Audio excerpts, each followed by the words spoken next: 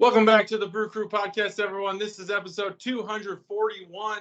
We're back, but we're separated. Not in the church room bar today. We got some distance, but we've still got the same great content. Hopefully. Let's hope this works. We've had some intermission, malingering aliens in the atmosphere with the new revelations over the last couple of weeks. So hopefully they don't interfere on this quality content that you're tuning in for. Yeah. But you know what? We're going to get through it, and I think everything's fine now. I'm on 5G. I got all 5Gs here.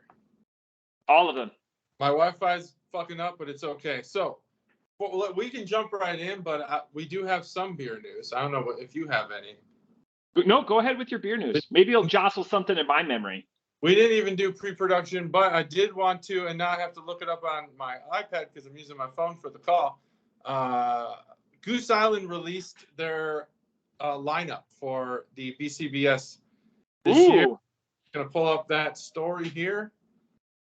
While you're doing that, how many of yours from your big cume that you did here a year or two ago, how many of those have you popped? I've popped none. I just actually went down into my basement yesterday.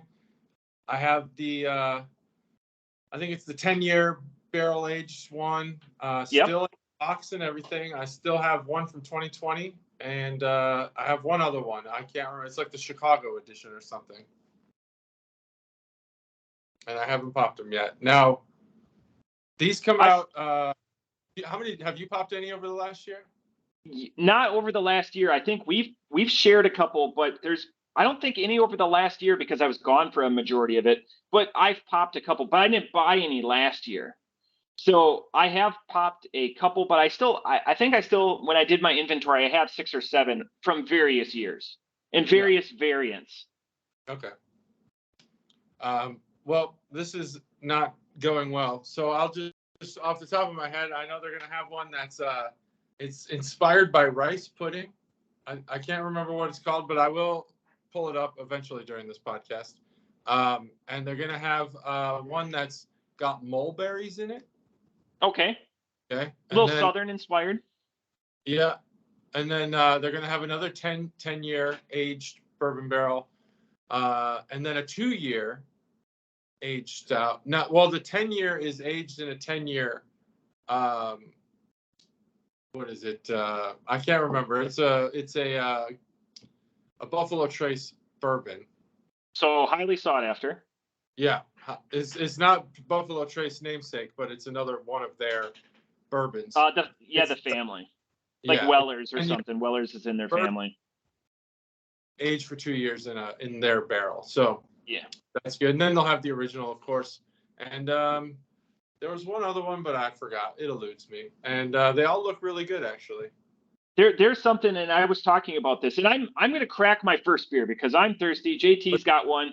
My first beer is a play on a lot of things, but it's Fulton. It's local out of here in Minneapolis, where I'm currently located. Sweet Child of Vine. It's an IPA, 69 IBUs, and coming in at a 6.4%. So this is going to be like a daily drinker, I anticipate. And again, it is right out of Minneapolis, and I'm going to go into it a little bit of it while we're talking about this. Hopefully, I'm buying JT a little bit of time. But the reason why I wanted to crack. We were talking about variants in the office when I was working here, and I shook the shit out of this. Is one variant I want to see is banana cream pie. I want to see that done in a beer. Have you, JT, banana cream pie? You just sparked the memory in my brain. See, this is why I keep talking sometimes. Bananas Foster will be the other Bourbon County. That's the one they light up, right? Or is that Bananas Flambe? Or same difference? I don't know. Cherry's Jubilee they light. I don't know what Bananas Foster actually is, to be honest. Might be banana cream. I just think banana's underutilized in beer, and maybe there's a reason for that. But another reason that I bring it up is whoever turns down banana cream pie, I know there's a lot of, but like, I don't think it's like a top tier availability. You don't see it too often. But I get excited about it when I see it because it's got subtle sweetness of a banana. It's got the texture of like graham cracker, and then it's got like a pudding. It's like it's a mismatch of a bunch of different. It's the intersection of so many delicious points. Yeah, I would have to agree with you. I don't know who turns down a banana cream pie. I think they're delicious. And if you're in Dayton, go to Mahaffey's and they have one. It's awesome. And again, that I'm glad you outshout Mahaffey's, because Mahaffey's is, but everyone in the area would agree, makes the best pie, and they do it on such a large scale too. So they don't lose the quality. Like, you know, you can get your apple pies in a paper bag there, which everyone knows that's how you're supposed to get your apple pie. That is how you're supposed to get them. Yeah. Okay, so I got the article, and since we're a beer podcast, I should do it justice by actually saying this correctly. Sure, go ahead. Be like, wow, this podcast sucks. It's totally unprofessional. So the original is going to have notes of vanilla, cocoa, cherry, caramelized sugar, and almond. Ooh. So the other one I was talking about is Eagle Rare 2-year reserve stout. Okay, that's going to be the second one. That's the one in the Buffalo Trace family. Then they're going to have the Angel's Envy 2-year cask finish. Then they're going to have Bananas Foster. Then the Backyard Stout, which is I believe the Mulberry. Yep, Mulberry and Rye. Bathtub Gin. Yeah. Then the brand Proprietor, which is the rice pudding. And that's it. Okay, so now it's official. We've done it. We've done the professional version of that list. I'm a big fan of Angel's Envy. Eagle Rare makes good stuff too. Eagle Rare is highly sought after in the current bourbon climate that we're in. Angel's Envy, I have a couple of bottles of that. That's a very polarizing bourbon. They're known as they make some like sweeter port finish stuff or whatever. But when they came onto the market like 7-8 years ago, it was wildly embellished upon as, oh, this and that. But now they've done a good job, and they make themselves at a little bit of a higher price point. So that's, their market condition. They start at like $69 and go up. I've seen Angel's Envy bottles over $200. Dang. All right. I didn't know that. Thanks for breaking that down. I didn't know it was controversial either. Yeah, so it was polarizing for sure. But again, because they're kind of a young kid on the block, where all of these established names have been here and have been doing the deed, so to speak. And bourbon, as far as a national availability, because some of my favorite bourbons are exclusively made in Wisconsin. Well, they don't have national distribution outside of like your Total Wine or your bigger stores. You're not going to give them at smaller mom and pops. But it's interesting. You talk to Bourbon Files, just their feeling and their distribution on some of these things. It's really, I'm sure there's podcasts that do that much more justice than I can. But sure. There's definitely YouTube channels that do a great job. I've watched. Correct. Them. And we're not one of them. Did you have any more beer news or? No, that's it. That's all I got. So one thing I wanted to talk about with Fulton, and their website is great. And again, I like to champion Minnesota beers when I'm up here. So I'm doing a Minnesota beer, and then I'm doing a national distribution beer. So Fulton is one of the biggest Minneapolis beers. And what I mean is their production, they have a front-facing brewery house, but they're more of a production. So think of them akin to, like, if you're a Dayton listener, as a Warped Wing. They have a massive footprint. They're not as big as Surly. Surly's the #1 producer in the area, in the Minneapolis area. But Fulton, I would say, is definitely top 5. Their website at fultonbeer.com offers a lot of information about who they are, when they started, and I really like that. And I'm just going to read. They started in 2009, so relatively a younger, but they've been at it for a while. And their business plan had them. They kept their full-time jobs, was to quit their jobs in 5 to 10 years. Well, because of the craft beer boom that happened in Minnesota at that time, they quit their jobs and opened 2 breweries in 3 years. Wow. So it was just an explosion. Like Dayton, that started happening in 2014, 2015. Minneapolis, it was happening 5-6 years sooner than that.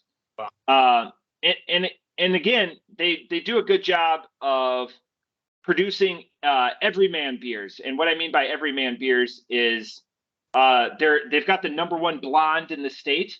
They do a lot of IPAs as I'm drinking, Sweet Child of Vine, which is their notable, their most readily available IPA that they have in the state.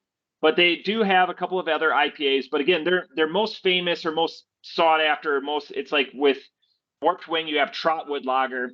So for Fulton, it's called Lonely Blonde. So that's an American blonde. But they do Hop Water. They do a bunch of Hop Kingdom, which are really hopped up stuff. But speaking specifically about Sweet Child of Vine, again, an IPA coming in at 6.2%.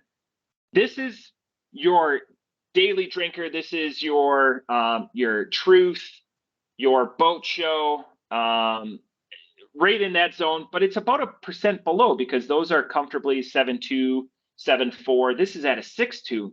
The interesting thing with this beer compared to those beers, less citrus, more acrid, more hop to it. Even though that IBU is lower at 69 IBUs, 69. But it feels like there's more. It doesn't hide the fact that it's an IPA. There's no gimmicks to it.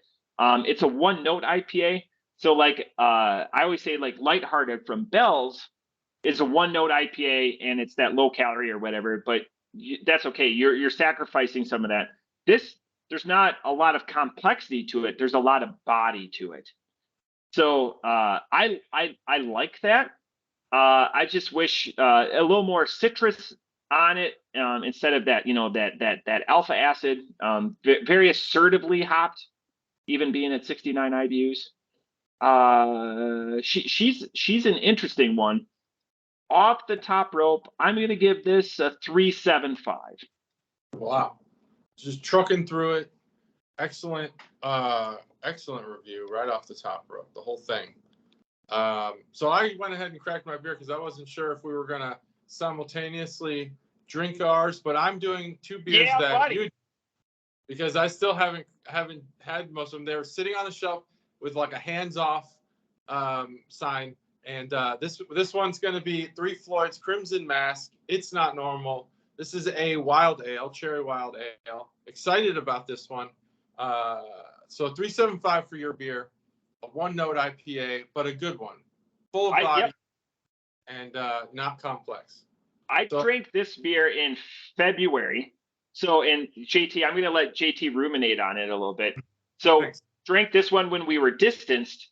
And I bought this specifically for the artwork or whatever. And this was one of the ones I had to keister to get back. But this came in a 4-pack. I kept the cardboard sleeve that it came in. Yeah. So obviously can art is going to be important. If you've listened to the show, there's a lot of wrestling talk that we do. This is Dusty Rhodes, the American Dream. I've seen a lot of him on lately on Peacock and YouTube because of the American Nightmare. His son Cody Rhodes, kind of having a very popular. I wouldn't call it a resurgence because I don't know that he ever surged before. Maybe with AEW, but he's got to finish the story. But I don't know that with WWE, his story never really was told. He was kind of a in my opinion, he was kind of a ham and egger. He was just plain Jane. And a lot of people criticize the neck tattoo, but I think the neck tattoo gives him an identity. Because before, when he was in WWE, he was just this pale guy. I know he had some gimmicks here and there, but it's obviously better now. There's lore about Vince McMahon going to his house to recruit him back to WWE. Whatever the case is, this is not about Cody Rhodes. This is about his dad.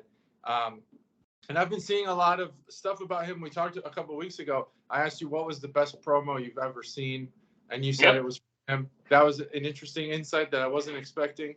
And since you told me that, this is a separate thing. Since you told me about that the worst one where the guy broke through the wall. Shockmaster. Yeah, I've seen that like 3 times since you told me about that on different documentaries that I've been watching. Anyway,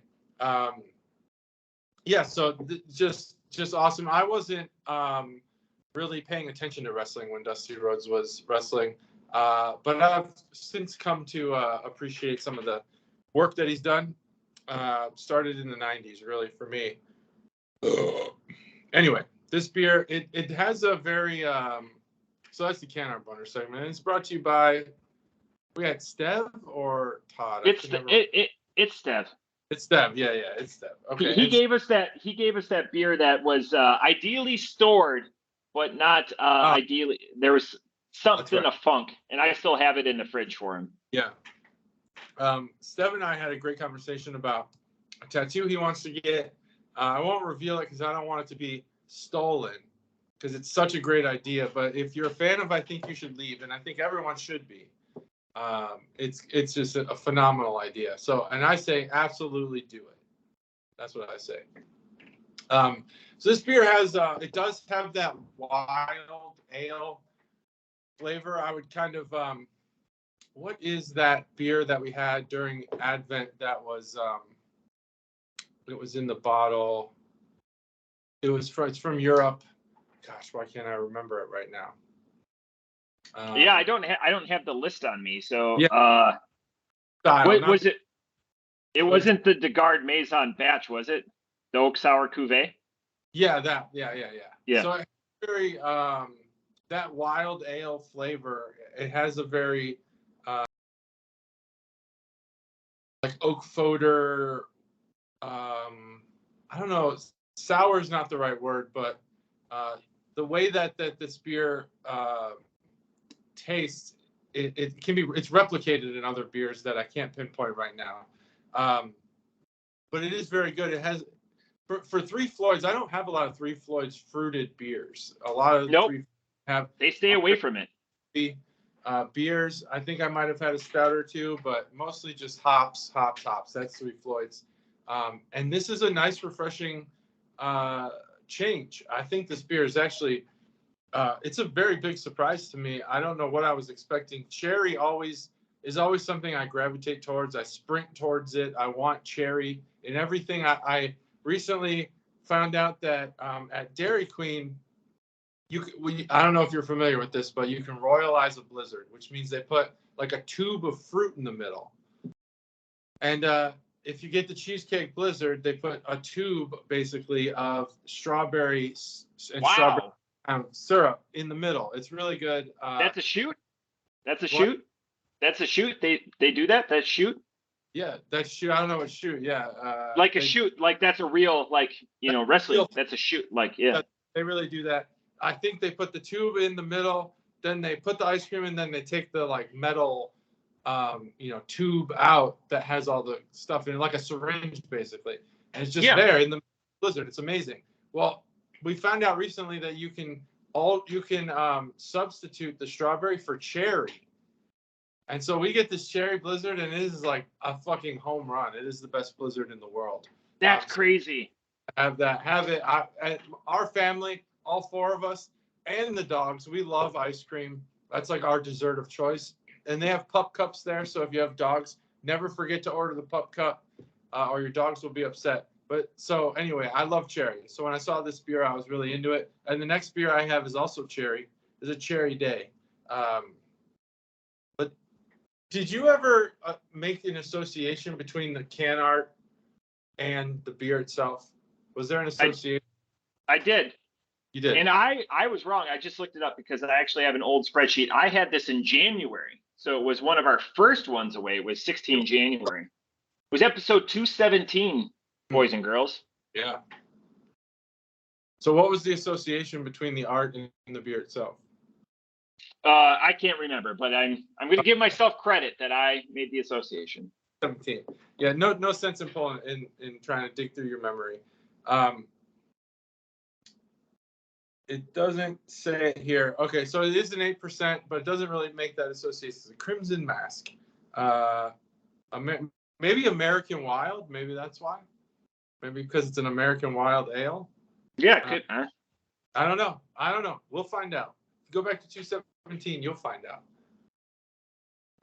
This beer is excellent. As far as being a wild ale, which I believe has that. This is one of the beers like Spill had described, where nature's yeast kind of.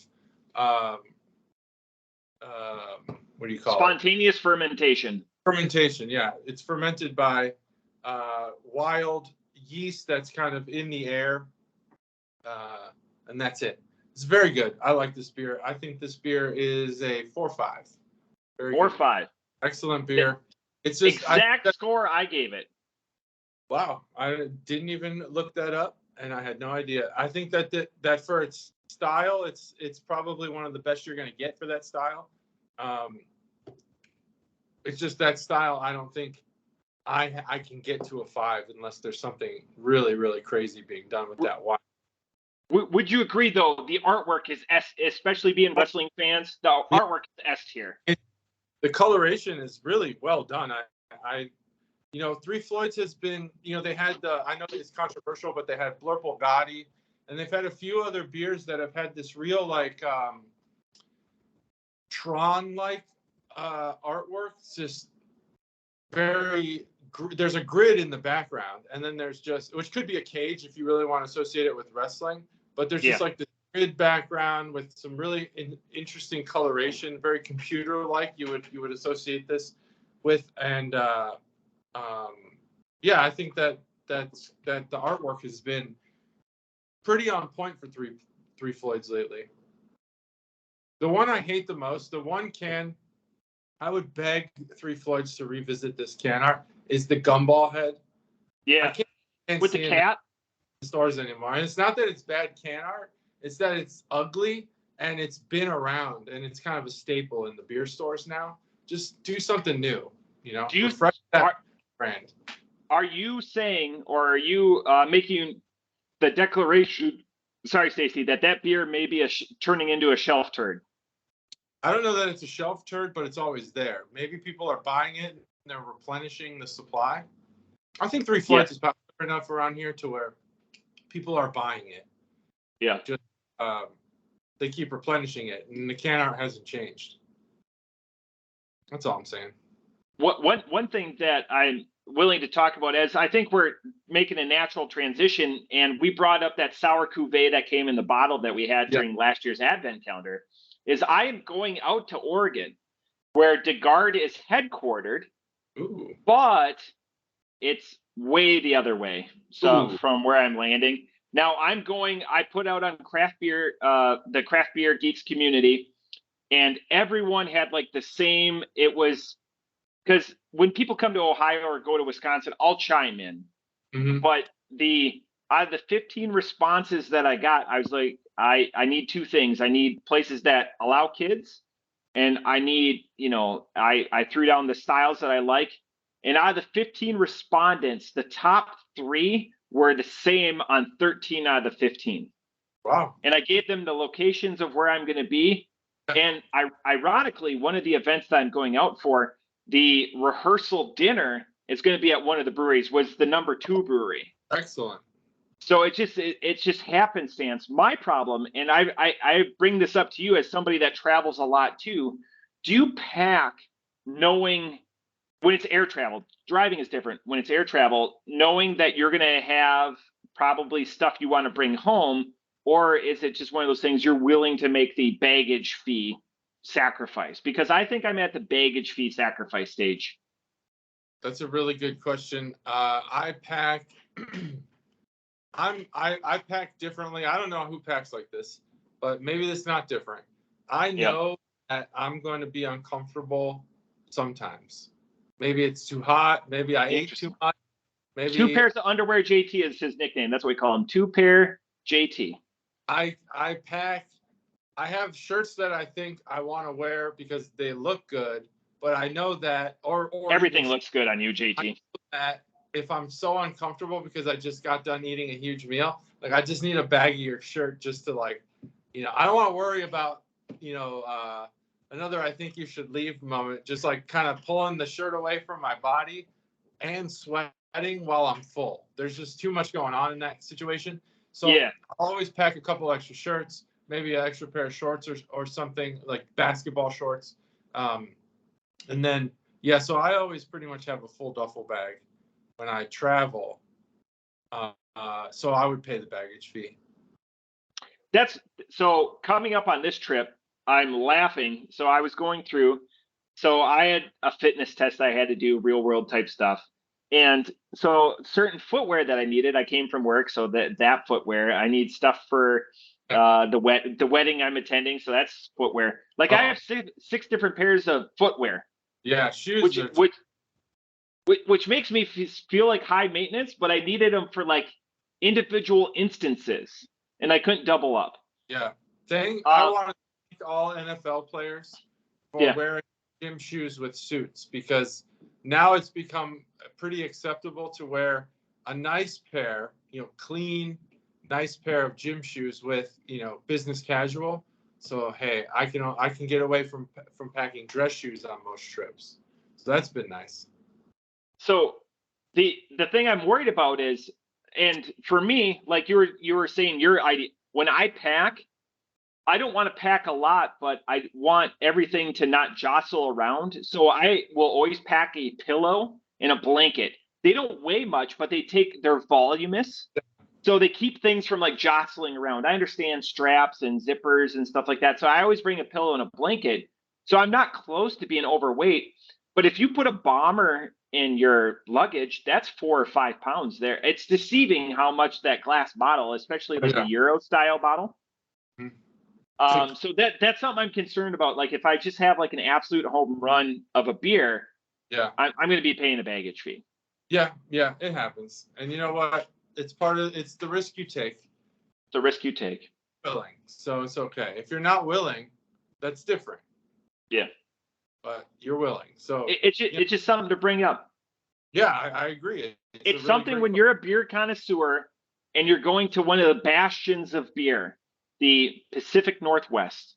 There's going to be things I'm like, fuck, JT needs to have this. Oh, that's awesome. Where do I put my luggage? Is right. My luggage is right next to me. Look at it, just there it is. Down there. The beauty of cameras, people. But anyways, JT, should we crack this one together? Let's 2. I'm doing cherry Fandango. Oh, home run beers. Home run beers. People have tried to take this beer from me. Lots. You ready? You count it down, sir. All right, here we go. 3, 2, 1. All over. Look at that. Just what did you say already? I did it, and that's bad form, so I apologize. Sierra Nevada, big little thing, not little something. Little something's the little brother to this. Big little thing, Imperial IPA. This is a 9% IPA. Oh. It's an IPA day over cherry IPA. Cherry IPA? No, I'm saying with your cherries, that's just the theme, the thematics for the show. Yeah, this is a cherry Fandango from Toppling Goliath. And it is, I'm looking for it now, the percentage. I'll have it to. I don't know. Cherry Fandango's a 5%. Fruit kettle sour. Fruited kettle sour. It is a kettle sour, and let's dive right into these beers. So the interesting thing with these, we're drinking like home run beers. Everything that Toppling Goliath outside of Dorothy's Old World Common is a home run. They're all north of 4% or north of 4. Everyone would agree. If you don't agree, there's the door. Beat it. Why to brew a common, especially one that you're going to can up? Diversity. I just why do we let Timmy into Harvard? We're making a quotient somewhere. So they needed to, out of Toppling Goliath snobs, no one has ever gone to me and he goes, you know what? My favorite beer is Dorothy's Old World Common. And I'm a Toppling Goliath, like they're S tier for me. Them, 450 North, Three Floyds. Yeah. I mean, they're up there. They're up there, S tier. I agree with that statement. I don't know. I think about that with bands sometimes. Sometimes there's a band, like obviously bands that are very famous, there are people who that's their favorite band. Yeah. But then I hear that aren't as famous, and I wonder, is this anyone's favorite band, or is their success driven by the fact that they fit in to the mold and people kind of buy their stuff? So they feel like they have to buy it just because it projects continues the narrative. Like, it's good music. I mean, no problem in having good music. Like, I've had bands where I was like, this band is really, really good. It's never going to be my favorite band.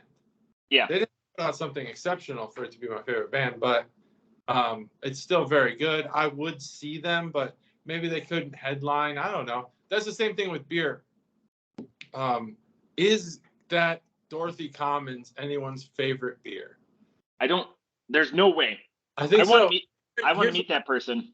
Here's why I say that. I went on a baseball trip a bunch of the dads went out, and one of the dads is like strictly light beer. Just wants. I think he was drinking either Miller Lite or Coors Light was his drink of choice. Well, the place we went in Louisville did not have either of those beers. All they had was Bud Light, and he does not. Okay, so another light beer, but he associates it with, the trans movement, and he's given up on that. So he had Montucky, which we had. We had Montucky. That was the name of the beer. Somebody just went to Montana, and I couldn't figure out. I couldn't remember Montucky, but yeah. Yeah, so he asked me, he's like, hey, is this beer any good? And I was like, I'll tell you, I had it and I thought it was mediocre. I remember thinking it was mediocre. But this is 100% his favorite craft beer. He had it and was like, this beer is amazing. He started ordering a bunch of them. He loved it. And then really? That each beer is probably someone's favorite beer. I mean, they wouldn't make it if they weren't making money on it. I don't, Yeah, I mean, it was a perfect craft beer replacement for light beer. But I'm saying, like, this Commons beer, somebody's into Commons. Somebody loves Commons. They do, and we talked about it a couple of weeks ago when Anchor Steam was closing down, and I don't want to ever see anyone close down. I really don't. I don't like Anchor Steam. They make their California Common. I think it's a drain pour. It's like Wild Ohio, but different strokes, different folks. And diversity in the beer game is great because it pushes everyone's game. It's just crazy with Toppling Goliath. Their portfolio of home runs. It's like the ninth hitter. That it's just like. But in the Commons world, is it a home run? Maybe we should do a whole episode of Commons. I'm gonna be sick. I'm gonna be sick that episode. I'll do it. I'll find all the Commons and I will match that beer up with all the other Commons. And I bet it's one of the best. If we go to our suggestion box, which we do have a suggestion box, people want more solo JT episodes. I highly doubt that's true. It's a comment that comes out all the time. I want more of you, less of me. I think the people who watch this are big Matt fans. This is going to be like JT. This is less of JT. We're just going to be half a screen. It's just half JT, half the calories. All right, like half our faces. Right. Half calories. That'd be nice. Yeah, boom. Right. That's smart. If you say it, it'll be true.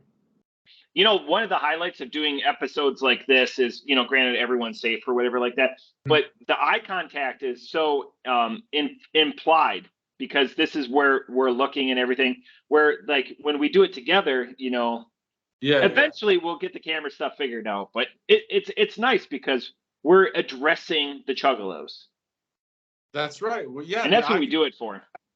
I like that you brought that up. I thought you were saying eye contact between each other, but it's actually eye contact with them, with the Chuggalos. Yeah. That makes way more sense now that you said it. That's true. Addressing the fans. We're addressing them personally. Hey, I see you. I recognize you. And here's what I'm going to say about beer to you. It was like that Dusty Rhodes promo. I'm reaching out through the camera and let you know. Like, it's just amazing. That promo. Always. Why do you suppose that his work hasn't gifified as well as other wrestlers like Macho Man, The Rock? It's longer. It's not. It's long. It's long form. You need to watch the whole thing. Yeah. Okay. Yeah, like Macho Man was like, ooh, the cream of the crop, like Yeah, so many so, great games of Macho Man. the Just same great. with The Rock. The Rock was concise, but like people that were telling a story. It's the same with Bray Wyatt. It's always a story. Yeah. It's not sound bites. Now I'm excited for LA Knight is getting over. Like LA Oh, Knight is getting attitude era pops, and it's nice to say that sustain. Like when Edge came back or whatever from sorry, Stacey, from retirement. That pop was attitude era pop. yeah. His LA pop. Knight is getting attitude era pops over the last 3 or 4 months. He is, and maybe this conversation's best had somewhere. But what? Why? Like, what's the appeal to the universe? Well, one, he got ripped off at WrestleMania. He should have had a Yeah. Bobby Lashley match. That's not. That's just me. He's buying. He's just again. He's taken the Rock and Steve Austin formula. It's him turned up to 11, and Okay. people love it. I'll have to watch more LA Knight because I'm not seeing it. That credibility is amazing. He's a great worker. The unfortunate thing, and this is the thing, especially with like Kenny Omega and the Young Bucks and stuff like that, re-signing with AEW, which is good for them. I was hoping that they would come over. We'd get some dream matches like Young Bucks, Usos, like that would sell pay-per-view tickets. Is everyone's older? Like all the guys that you want to see, you give me 5 guys. They're going to be in our age, older, and then there's going to be like one younger guy, like a Grayson Waller or something like that. Like they're doing a good job, but like their tickets, the guys that are selling the tickets are in their late 30s, early 40s. Like we got to speed this process up a little bit so we have more time with them. I don't think Waller's doing a good job, and it's not his fault. I don't think it's just. It's like Austin Theory. They shot him to the moon, and now you haven't seen him.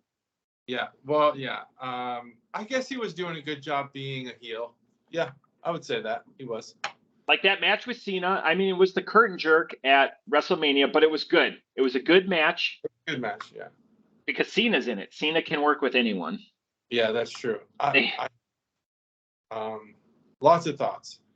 Now, one last wrestling thought that does tie back into one more comment about I think you should leave. There's a sketch in the current season 3, that he's pay it forward drive-through thing. I don't know if you've seen the show, but there's a wrestler in it. The wrestler is the car behind him. So that if you haven't seen it, the main guy, Tim Robinson, he goes up and he's like, you know what? I'd like to pay for the car behind me. And he's doing a pay it forward thing. And he purposely speeds through the drive-thru to get back behind the guy that's behind him so that when that guy pays it forward, he gets his food paid for. You see, like he's just tricking him.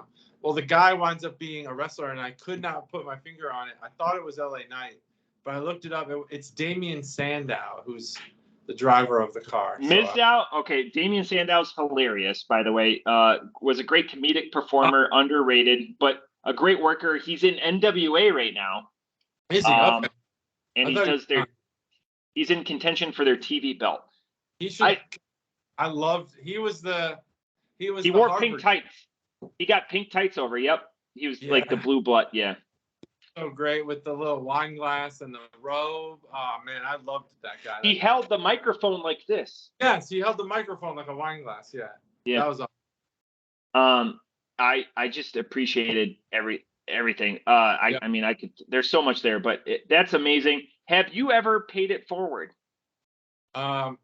Or bought like somebody else's, like unassumingly someone's tab or anything like that? Something altruistic that you were never going to get, because this is where you're going to get the kudos for it. But like in your lifetime, have you ever like bought another table or picked up a tab or done a drive-through or anything like that? I believe I have at a bar paid off tabs, but I can't really remember. I know I've done it somewhere. Now, I always have wanted to do the grocery store one, but I don't really know how to do that. We were at a grocery store once. Now, I've never needed anyone to pay it forward. What we had done was. I'm still with this. I need to go to the bathroom, but I'm still listening. So, oddly enough, we did this thing where there was a jacket at, I don't know, Target or Macy's or something that was on sale. Yeah. we wanted to get it for our kids. So, but we weren't sure which jacket it was. So we brought 4 jackets up to the register, and we knew 2 of them were going to be on sale and 2 of them weren't. We knew this going in. Well, so they didn't have like a price check like back in the okay. Which one of these 4 jackets? Which 2 of these 4 jackets are on sale? Those are the ones we want. And the lady was like, okay, these ones aren't on sale. And so we were like, okay, we don't want those. Now, the person behind us must not have heard the part where we were also buying 2 other jackets that were on sale. And this woman kindly purchased the jackets that we said we didn't want because they weren't on sale. And I think she thought we needed them to be on sale to afford them.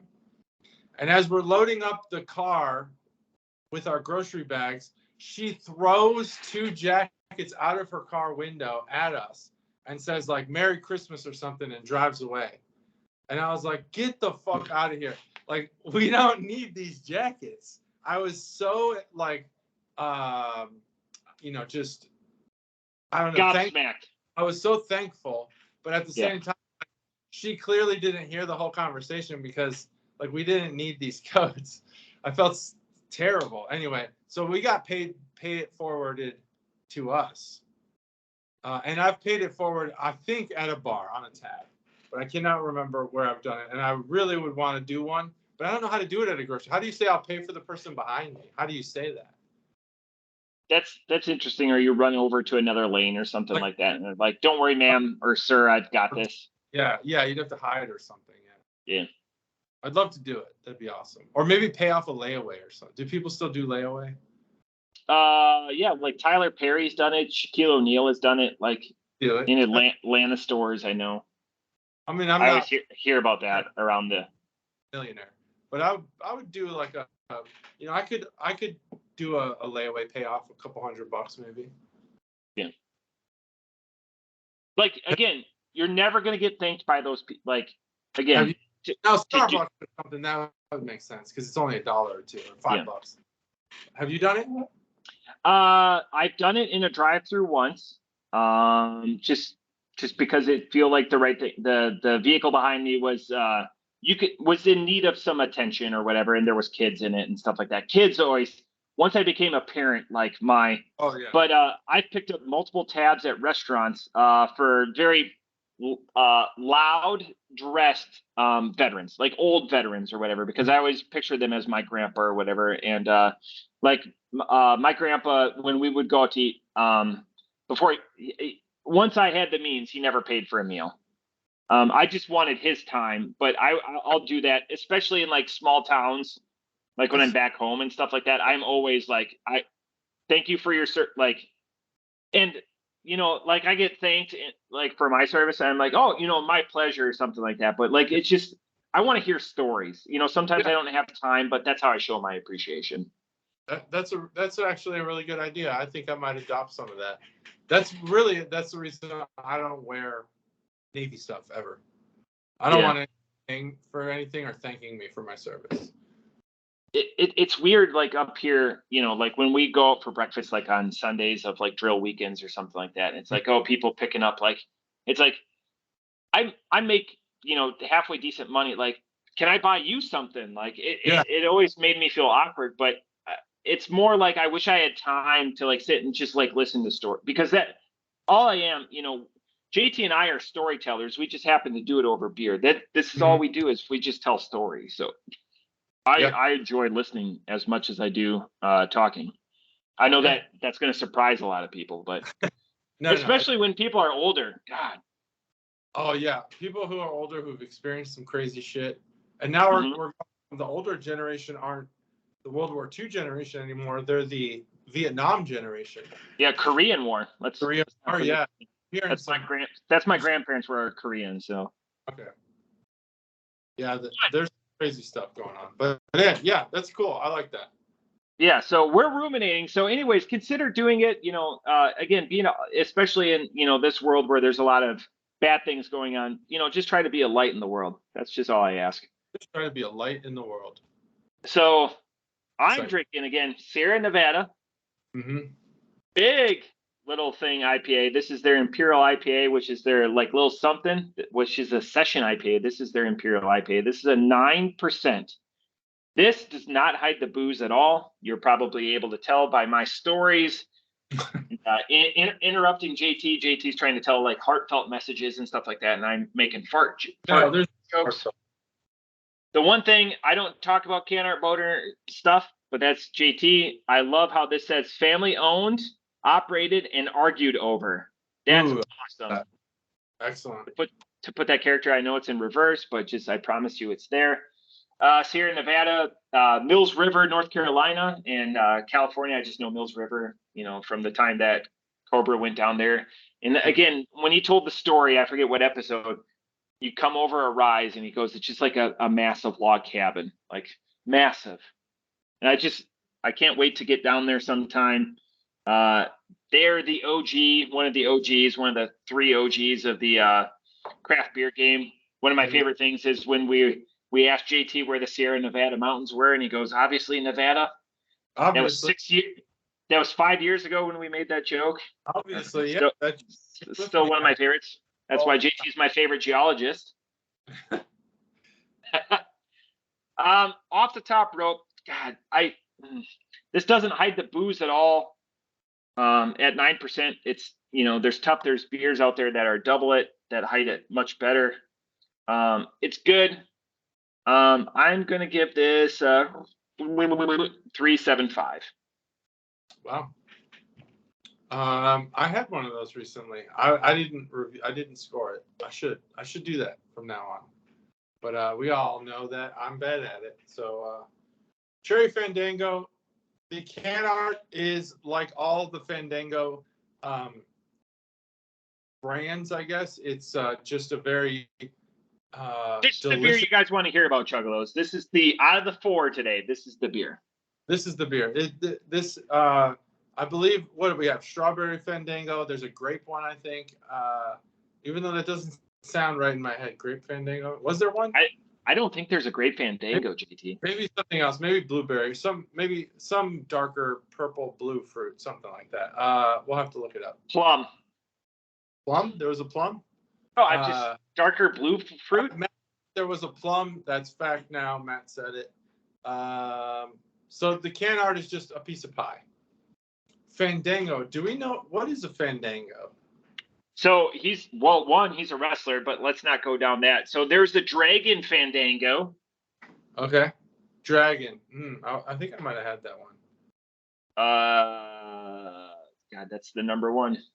Anyway, so Toppling Goliath, that's the can art bonus. It's not really a lot. There's not a lot to talk about. I don't think I'm insulting the artist by skipping over it or skimming over the can art. Just a piece of pie. The beer itself is obviously delicious. It's very dessert-like in quality. It has a breadiness to it. It has a very tongue-coating. I'll coat your tongue. Please don't. It's a word that we use often, viscosity. It has a thicker viscosity. Even though this is very, it is not thick. It doesn't have a like milkshake or smoothie consistency to it. It is very liquidy. It's just dark. It's got a very thick flavor. It coats the tongue. It sticks around for a long time. Now the cherries themselves, I would say, they don't have that real red cherry flavor to them, more of a darker cherry. But then the sugar that's in this beer, very much like that syrup that you get, that little, whatever that is, that kind of syrupy glaze that is around the cherries. Wow, they have a lot of new ones, like cherry limeade, or these cocktails that you can make. So look at there's your Fandango series, JT. There they are. What is that? Berry patch, cherry, caramel apple. That sounds good. Dragon, and I can't see the one on the right because there's like something. Pineapple. Pineapple. You're in the way. Actually, it was your Oh, face. Yeah. well, it's just a black box. Okay. Pineapple papaya. Well, that sounds amazing.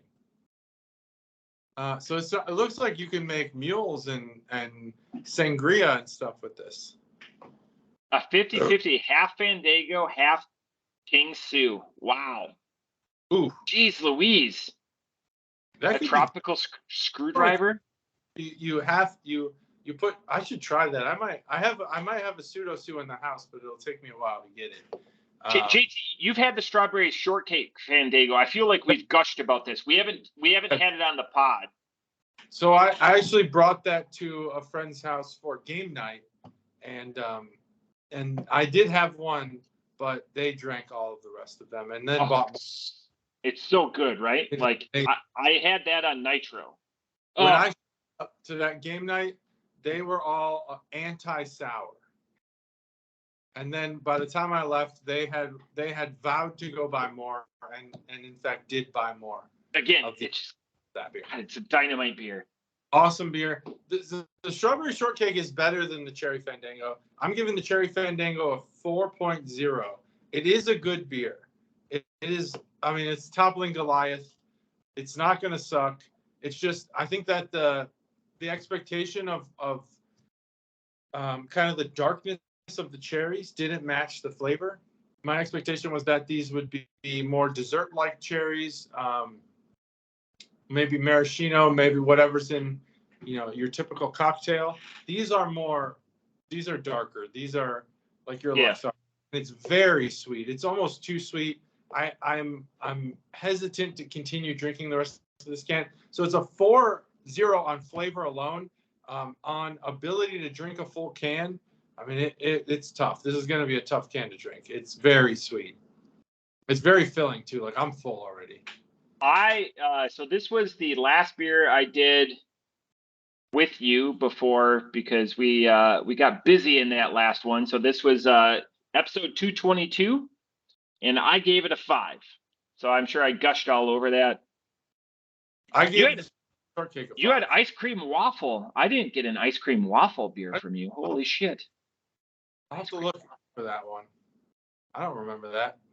Oh yeah, that was waffle cone. I gave you that. Was that? Why didn't? You don't have it? I think I'll look and see if I have one more.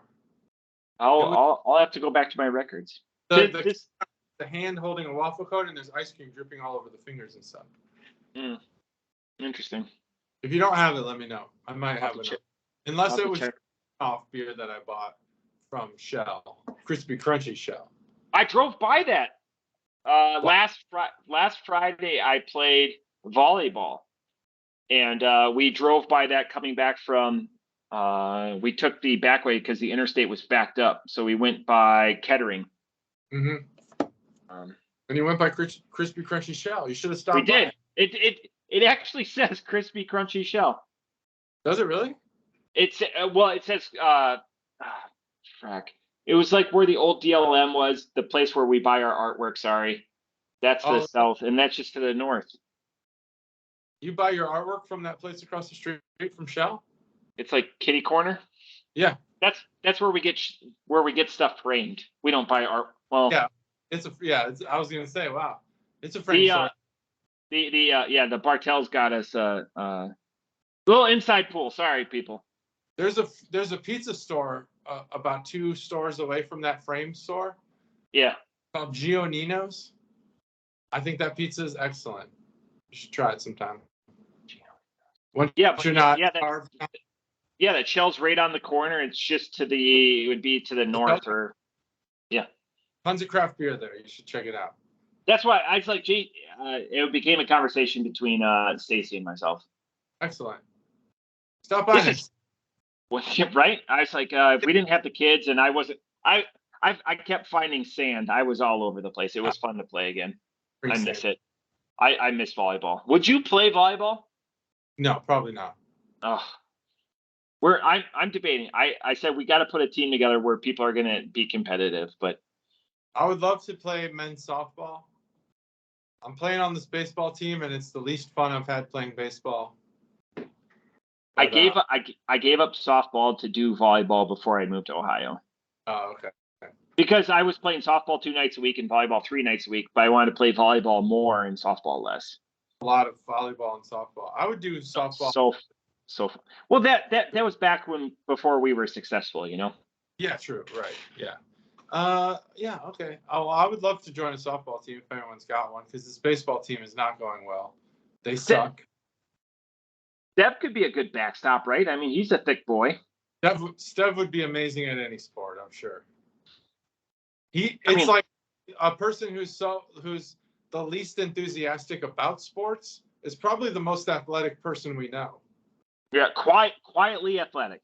Quietly athletic, strong, got all the qualities you want in a power hitter or a volleyball spiker, maybe. I don't know the volleyball positions. Front, middle, back. There's striker, setter. There's a couple of some rotations going on. I miss volleyball. I'm not in volleyball shape, but it was fun playing again. Yeah. I miss that a lot. Yeah. So yeah. I get it. I'm gonna list a couple places if you've heard of them. I'm going to Fermet, Walking Man, and Double Mountain. All right. Those are the places I'm going here in the last week. From PFREIM. So it's small P, big F. Okay. Ferment. Yeah. And Walking Man and Double Mountain. Those are the places I'm going. Walking Man. That's a cool name. Never heard of him. JT's excited. We're going to talk baseball just for a second. We got a couple minutes. Yeah, we got minutes. The Cubs are hot on the Central Division. They're not out of it. Only the Pirates and the Cardinals have given up. Yeah, the Cardinals have totally given up. That's great to hear. The Cubs just went on a tear. I mean, they scored 140 runs since the All-Star break, and that was as of pre-Friday. Now, Friday they faced the Braves, so everyone thinks the Cubs, they got to face a real team because they're facing the Reds and the Cardinals. Well, they faced the Braves, and they took 2 out of 3 from them. And the Braves had just swept Milwaukee. The Braves are the best team in baseball. I would argue they're competitive with the Orioles, probably better than the Orioles. It's okay. So the Orioles have pitching, and they sent one of their best pitchers down to AAA, Tyler Wells, who just lost the feeling because the unfortunate thing is their pitching is young. Mm-hmm. It's crazy though to think that the Braves and the Orioles are the best record. Both are 70 wins. Yeah, right. They're both really good. Yeah. It's just baseball. It's weird. All the best teams, all the traditionally best teams, aren't doing well. Right. And the small market or just old school teams are doing really well, like the Braves. And the Central's up for grabs. That's going to be nice. And a lot of people think that the trade deadline is the trade deadline. It's not. There is still a trade waiver deadline. Yep. In August. So it's still possible that Shohei Ohtani could be dealt because the Angels suck now. They've lost since taking Ohtani off the market. They've lost every game. 0-6. Even though they were aggressive and went after and went and got pieces, they clipped coupons. I mean, they weren't hyper aggressive, but who else did they go grab? They grabbed somebody else from the Cardinals, I think. I don't know. They weren't clipping coupons. I don't think they just weren't. There was really no one available. I mean, you look at like what the Mets did. They had the highest payroll ever in baseball, and then they just slashed like it didn't work. They gave it half a year, and it didn't work. Didn't work. It doesn't. It never works. You gotta have a homegrown. You gotta have a homegrown core. I think that's the key here. You can't buy a core, and the Yankees are learning that you can't buy a core. You got to have a homegrown core. Even though the Yankees are above 500, that's going to suck for them. They have like 57 wins and they're going to lose. They're going to last place in their division. The crazy thing is, so the AL East is so stacked that everyone has a positive run differential. In our beloved NL Central, only the Cubs have a positive run differential, and they're not even leading the division. The Brewers have led the division with a negative run differential after 2 weeks in. They've led the division the most this season with a negative run differential. It's crazy. It is crazy, but it's insane. I'd have to look at who they're playing, I just I don't buy that the Yankees, the whole AL East is just that good. I think they're playing scrubs. I know they're playing each other a lot, and I don't know how they got up to 60 wins per team, but I don't see it. I don't see a good team being that bad. Okay, so the Yankees are that good. Yeah. The Angels got Giolito, which is great. Best, arguably top 3 pitcher that was available. Reynaldo Lopez. Yep. And then they got Grishuk, which JT and I have a strong history with. Yeah. And CJ Cron, who I was hoping the Brewers would go after. They went after because they would have a year of control. They went after Carlos Santana instead, which is fine. It's worked out. But it's interesting because it's a small sample size, but these players obviously have not worked out. Right. And Giolito has only had 1 start, I believe. Yeah, one if 2. Probably not 2. Yeah. I think they could move Ohtani, and the Cubs will get him. They'll give up the whole farm system, but they'll win the World Series with him, for sure. It's interesting. This would not have been the conversation 2 podcasts ago. No, it's crazy how much things have changed. We're underachieving as a division. It's just yeah, I know. The Cubs could win the division. They're not underachieving. They're beating good teams now. Yeah. They beat the Reds first place. Small sample size. I mean, we beat the Reds. We took 5 out of 6 from the Reds. Oh, okay. We played them right before the All-Star break, and then we played them afterwards. On the Reds, the Cubs did. Yeah. We'll see what they put up against the Brewers. Are we even playing the Brewers again this year? I think we're done. I think there's one series that's done. I forget who the Brewers series is done. Yeah, the Cubs Cardinals series is done for the year, which is crazy because it always comes down to the last week. Right. And typical, in that division or whatever. Like the big rumor for the Brewers is that that Craig Counsell is gone at the end of the season. A team recognizes that he's the best manager that is playing for a mid, and he's going to be gone. And I could see it. He'll be picked up as a manager immediately. Yeah, like the Mets will go after him, even though Yeah, they will. Or they like the Latino guys, so maybe they'll get a different manager. You never know. You never know. That's why it's worth watching. Yep, that's why I love baseball. Baseball's amazing. Now you do. You just said that you abandoned baseball for. I didn't abandon baseball. I said it was hard to swallow. Yeah. I didn't abandon it. I was still following. I'm still my fantasy team's doing. Vanilla Ice, Hard to Swallow. Great underrated album. Hard to Swallow. Oh, yeah. I'll check it out. Yep. Well, I have it actual on CD. Well, that's great. All my CDs are gone. That is great. You're great. They got stolen. I'll never get them back. I had a great CD collection. Mine's in my attic. Yeah. I have all the cases, but the CDs themselves are gone. Jerks. Yeah, I know. Stupid. Anyway, that's it. That's episode 241. 241. As far as I'm concerned, one of the best. 4 different beer reviews. You saw it, you loved it. Like it, subscribe to it, and join us next week. That's it. Bye. Bye-bye.